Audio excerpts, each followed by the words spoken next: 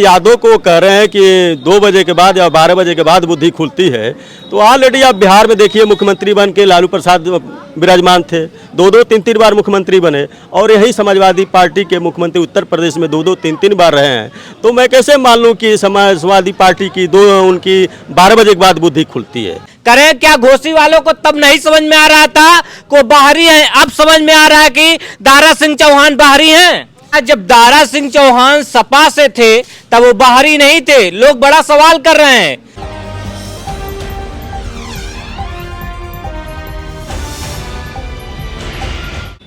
नमस्कार दोस्तों, मेरा नाम है प्रमोद गुप्ता और आप देख रहे हैं जी भारत न्यूज। घोसी में विधानसभा का उपचुनाव हो रहा है और आपको बता दें कि दारा सिंह चौहान जो सपा से विधायक थे, फिर उसके बाद बीजेपी ज्वाइन करते हैं और सपा से इस्तीफा देते हैं और यहाँ पर उपचुनाव हो रहा है। हम खास बातचीत करेंगे। ग्रामीण हैं घोसी में, और घोसी में जो जनता की राय है वो क्या सोचते हैं, आखिर जनता के क्या मुद्दे हैं। चाचा जी, इस बार क्या मुद्दे हैं, किन मुद्दों पर लड़ाई हो रही है? इस बार घोसी में बाहरी और घोसी की लड़ाई हो रही है। क्या जब दारा सिंह चौहान सपा से थे तब वो बाहरी नहीं थे? लोग बड़ा सवाल कर रहे हैं। करें क्या? घोसी वालों को तब नहीं समझ में आ रहा था को बाहरी है, अब समझ में आ रहा है कि दारा सिंह चौहान बाहरी हैं। उस बार की जो बात थी तो ये हुआ कि इनकी सरकार बन रही है। हाँ। और यहाँ कोई समीकरण दूसरा था, लेकिन यहाँ के लोग जो स्थानीय लोगों को टिकट ही नहीं मिला था। तो यह एक वो था कि स्थानीय लोगों को जब टिकट ही नहीं मिला था तो लोग उस परिस्थिति में चुने। लेकिन इस बार जो है कि स्थानीय लोगों को टिकट मिला है तो बाहरी को नकार के स्थानीय लोगों को जिताने के मूड में जनता यहाँ की है। क्या जनता का मूड, क्या मतलब कि किन मुद्दों पर जो लड़ रही है?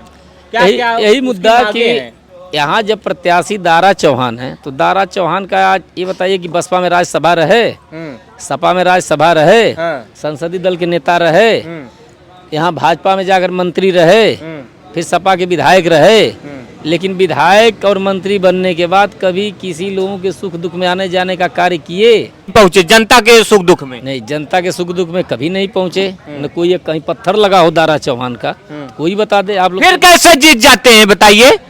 यही तो बात है कि जब उस बार जब यहाँ का जब चुनाव लोकल को टिकट नहीं मिला था तो बाहर में चुनना था, और जाति लोगों को मतलब जात के आधार पे ये हुआ कि समीकरण से चुनाव जीत गए। हाँ। लेकिन इस बार क्या यहाँ चौहान ज्यादा है घोसी विधानसभा में? नहीं, चौहान ज्यादा हैं और लोग ज्यादा हैं। तो जैसे कई लोग मिल के गठबंधन था तो अपना चुनाव जीत गए समीकरण से। चूंकि बाहरी इसलिए जीत गए कि यहाँ लोकल को टिकट नहीं मिला था।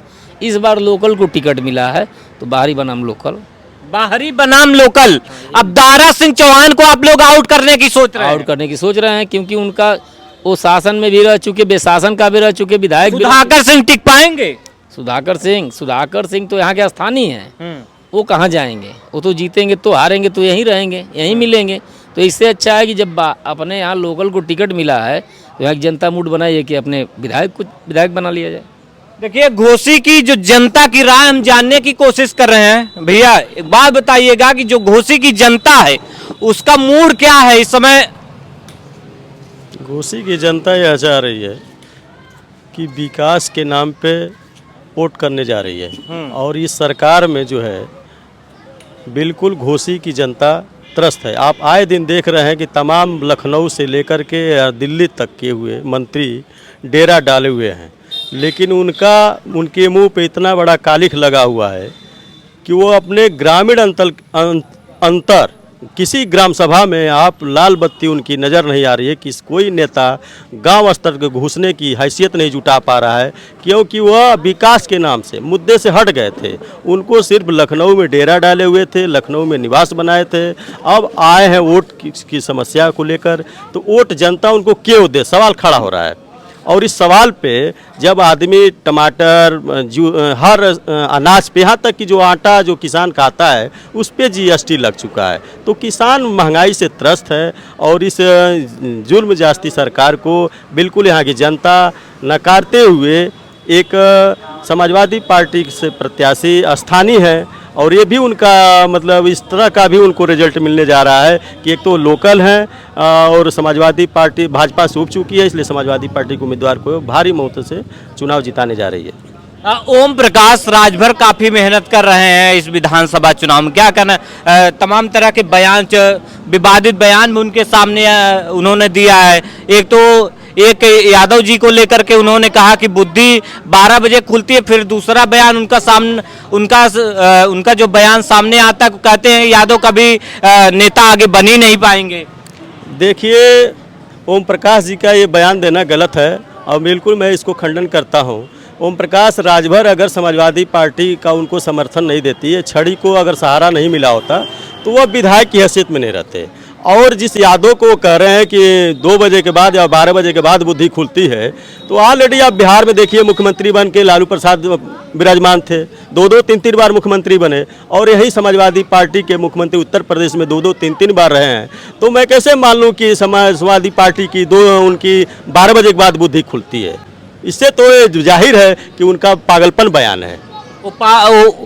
पागलपन में बयान दे रहे हैं सब। बिल्कुल, हम इसको सत्य या इससे बड़ा आपको क्या हम उदाहरण दे सकते हैं कि 2-2 जो 3-3 बार वो मुख्यमंत्री रहा और प्रदेश की जनता को हुकूमत सरकार चलाई हो और बेहतरीन सरकार दी हो, बेहतरीन सुविधा दी हो और उसके बाद भी वो जाहिलपन अपना पागलपन बयान दे रहे हो, तो निरर्थक है उनका बयान देना इस तरह का।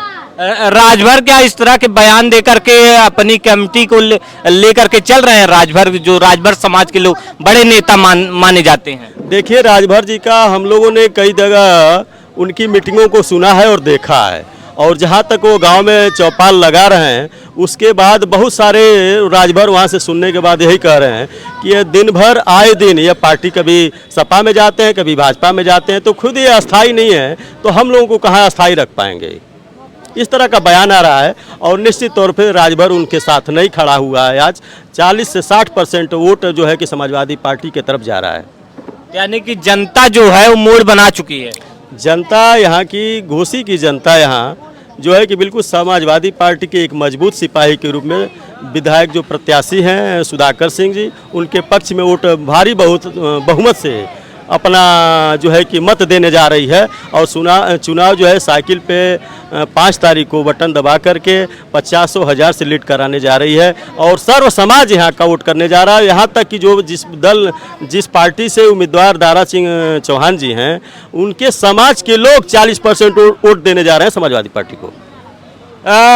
मतलब कि दारा सिंह चौहान के समाज से लोग सपा को देने जा रहे हैं वोट। दारा सिंह चौहान क्यों नहीं देंगे? दारा सिंह चौहान अपने समाज के लिए अगर कुछ किए रहते, चूँकि वह मंत्री पद भी देखा उन लोगों ने समाज को, उनको सांसद पद के रूप में देखा है, उनको विधायक के रूप में अभी 16 महीने हुए और ये पार्टी छोड़ के चले गए हैं, तो अपने समाज के वोट मांगने की किस हैसियत जाएंगे अपने समाज को वोट मांगने के लिए?